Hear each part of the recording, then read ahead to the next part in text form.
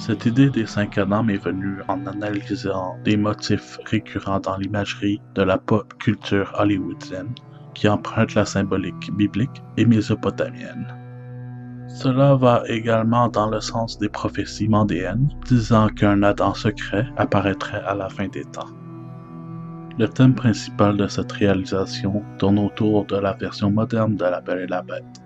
Comme j'ai remarqué, la bête, dans l'animation de Disney, lui fut attribué un prénom. Je pense que celui-ci est prononcé dans d'autres adaptations de la franchise, mais nous pouvons trouver cette information sur la page Wikipédia de Disney, La Belle et la Bête, car Wiki décrit en détail son folklore. Ce lien entre la Bible et La Belle et la Bête peut sembler anodin à première vue, mais il ne s'arrête pas là. Bien sûr, ce qui vient à l'esprit tout de suite, c'est la femme qui monte la bête dans le livre de l'Apocalypse de Jean. Mais ce qui est peu connu, c'est l'histoire mésopotamienne de Shamat et Enkidu. Une bête se transformant en homme après avoir eu des rapports avec une femme. La mort et la résurrection de la bête sont également des aspects rarement notés dans l'analyse de la réadaptation de Disney.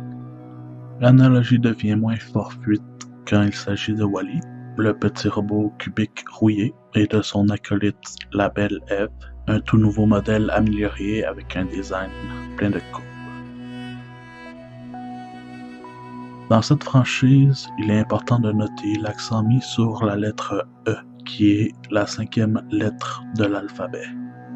Gardez également à l'esprit la forme cubique de Wall-E, un cube à 12 côtés, un nombre qui apparaît souvent séparé entre 7 et 5. Peut-être un clin d'œil aux notes noires et blanches du piano, gamme pentatonique contre heptatonique, mineur et majeur. Ce qui pourrait être un parallèle de plus entre simplicité et élégance, ou yin et yang dans le même sens que Wall-E et Eve. Une autre indication claire du lien biblique se produit au générique de fin, où nous voyons une image d'Ève et Wall-E regardant l'arbre qu'ils ont sauvé, nous rappelant Adam et Ève à côté de l'arbre de la connaissance.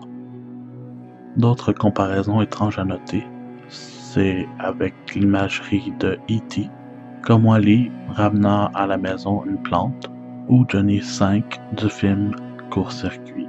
Le nom Johnny, ou plutôt Jean, en référence à la bête, sera un nom récurrent sur ma chaîne.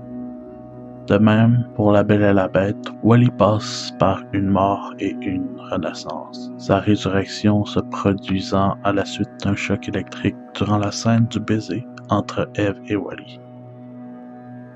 Ensuite, il y a V et Evie de la franchise V pour Vendetta. Au cours de l'histoire, nous apprenons que V a été gravement brûlé et derrière le masque, un horrible visage se cache. Dans la même veine qu'Eric et Christine du Fantôme de l'Opéra, sa compagne est une belle femme, Evie. À la fin du film, la mort et la victoire de V sont représentées comme une sorte de résurrection grâce à l'approbation de la population londonienne. Cette fois, l'ordre alphabétique est inversé. En tant que chiffre romain 5, V est également la 5e lettre de l'alphabet s'il est compté à rebours à partir de Z. L'imagerie de V est similaire en certains points à celui de Aoru du château ambulant de Miyazaki, qui étant un fan des œuvres de Disney, a clairement donné au château ambulant de Diana Wynne Jones une touche de La Belle et la Bête, avec un héros ayant la capacité de se transformer en un oiseau gigantesque, et comme la bête, passant par une mort et une résurrection. De la même manière que Wall-E, Hall ressuscite du baiser de sa compagne, Sophie. Voici d'autres exemples similaires venant des mythologies pré-chrétiennes. Hadès, souverain des enfers, aussi un lieu qui emprunte le même nom que son dirigeant, qui est devenu l'enfer dans les mythes chrétiens, tandis qu'Hadès, le personnage, est devenu Satan.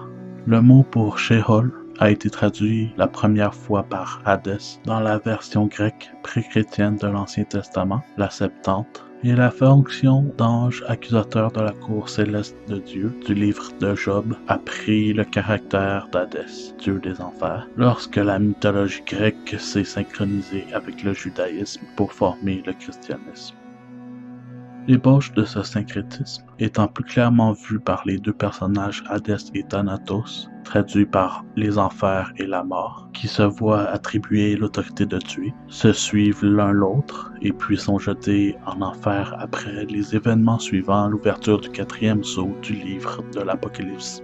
Le syncrétisme grec comprend également le logos, apporté dans Jean, Luc et le livre de l'Apocalypse, car les philosophes stoïciens grecs sont les premiers à avoir lié le logos au mot, traduit par le verbe en français, qui a été repris dans le christianisme pour désigner Jésus comme étant lui-même ce logos. L'épouse d'Hadès, Perséphone, également appelée Corée, qui signifie jeune fille ou maiden en anglais, c'est la même signification que le mot hébreu Alma, attribué à la mère de Jésus, Marie, traduit par vierge par les chrétiens hellénisés.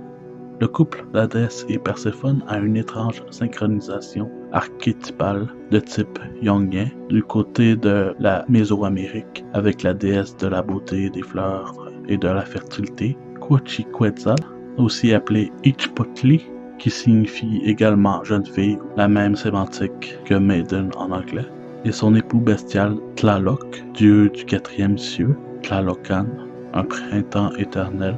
Comme Perséphone, elle est enlevée aux enfers par Tezcatlipoca et est forcée de l'épouser.